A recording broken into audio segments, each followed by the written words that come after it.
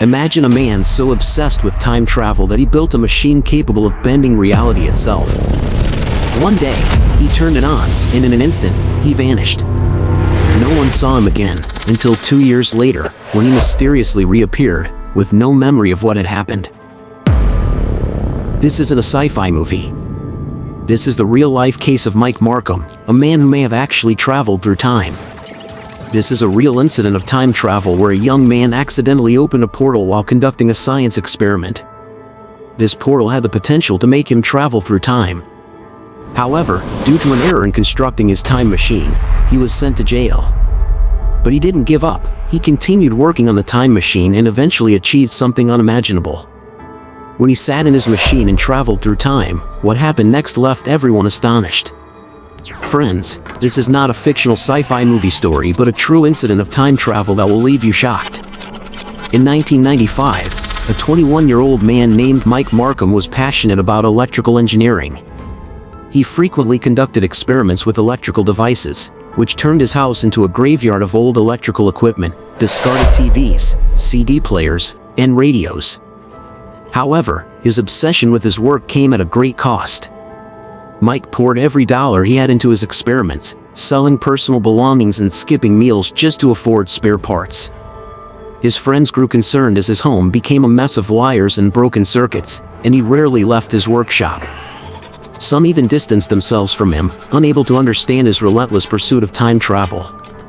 One day, he started working on a project to create a Jacob's ladder, a device consisting of 2 metal rods arranged in a V-shape.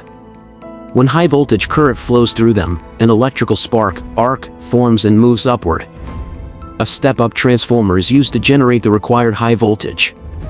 To enhance this experiment, Mike extracted a laser light from an old CD player and directed it toward the rods. The laser heated the surrounding air, reducing resistance and improving the arc formation. However, something unusual happened. Mike noticed a distortion appearing above the rods. Out of curiosity, he threw a screw into this energy field. The moment the screw entered the field, it disappeared. Startled, Mike wondered if the screw had melted or vaporized. But a few seconds later, the same screw fell several feet away from the energy field. Mike repeated the experiment multiple times, and each time, the result was the same. He had accidentally created a portal.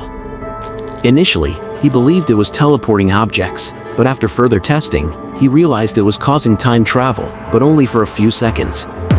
Before he could study it further, his machine overloaded and burned out. However, this experiment shook Mike's mind. He was now determined to test if real time travel was possible. Mike decided to rebuild the machine on a larger scale. His previous device was only 1.5 feet in size, but now he planned to construct an 18-foot version. However, this required large resources, high-voltage transformers, and massive power supply, things he couldn't afford. One day, he noticed abandoned high-voltage transformers lying unused near a power station. Since he lacked the money to buy them, he devised a plan with his friends to steal the transformers. They loaded the transformers into their vehicles and brought them to Mike's place. With these, Mike built a giant Jacob's ladder in a few months. However, a major problem remained. He needed a massive power supply to run his machine, something his house couldn't provide. To solve this, Mike secretly connected underground cables to the power station and directly supplied electricity to his machine. Mike knew he was crossing legal and ethical boundaries, but he was desperate. He had already lost so much: his social life, his financial stability, and even his own well-being. As soon as Mike turned on his machine, darkness engulfed his house. Curious, he opened his window and was shocked to see that the entire town had suffered a blackout. Every single light had gone out. Mike quickly turned to check his machine, which appeared to be functioning perfectly. Above it, a vortex had formed, rapidly growing several feet in size. Excited, Mike began throwing different objects into the energy field. However, unlike his previous experiments, this time, the objects disappeared, but did not return. His friends, who had helped him steal transformers, were there to witness this unusual phenomenon. Meanwhile, the town remained in complete darkness, and Mike's neighbors, who had been observing his activities for days, began suspecting him.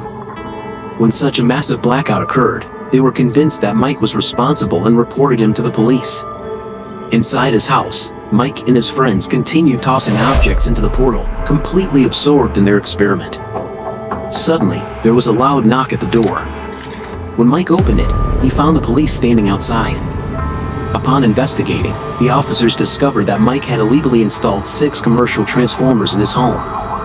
He was immediately arrested, leaving his experiment incomplete. Mike was sent to jail for theft, but during his time behind bars, his name became well known. The reason? He had been working on a time machine. After his release, Art Bell, the host of Coast to Coast AM, invited Mike onto his radio show for an interview. During the broadcast, Mike revealed that he had been building a time machine but lacked the necessary resources to complete it. Millions of listeners tuned in, and many stepped forward to help. Some provided financial assistance, while others offered a place for him to continue his work. With this newfound support, Mike set up his time machine in a large warehouse. He worked tirelessly for a year and finally completed the machine. Now, it was time to test it. When Mike turned on the machine, a vortex appeared above it. At first, he threw small objects into it, watching them vanish instantly. But, to his amazement, 2 minutes later, those same objects reappeared 150 to 200 meters away. Encouraged by these results, Mike decided to test on live subjects. He placed mice into the vortex, and just like the objects, they disappeared, only to reappear several meters away moments later. Over time, Mike conducted nearly 200 successful experiments. Now, he was ready for the final test. He took a deep breath, stood before the vortex, and then, without hesitation, jumped in. The moment he entered, he vanished. The onlookers at the warehouse searched frantically, but Mike was nowhere to be found. He had disappeared into the vortex, and no one had any idea where he had gone. When Mike regained consciousness, he found himself lying in a field. He had no memory of how he got there, not even his own name. Slowly, his memories started to return, and he recalled jumping into the vortex. But something was wrong. He soon realized that he was now approximately 1,280 kilometers away from the warehouse where he had last been. Desperate for answers, Mike managed to make his way back to the warehouse. However, upon arrival, he was met with yet another shock. The warehouse was completely empty. His time machine was gone. Confused and disoriented, he wandered the area, trying to make sense of what had happened.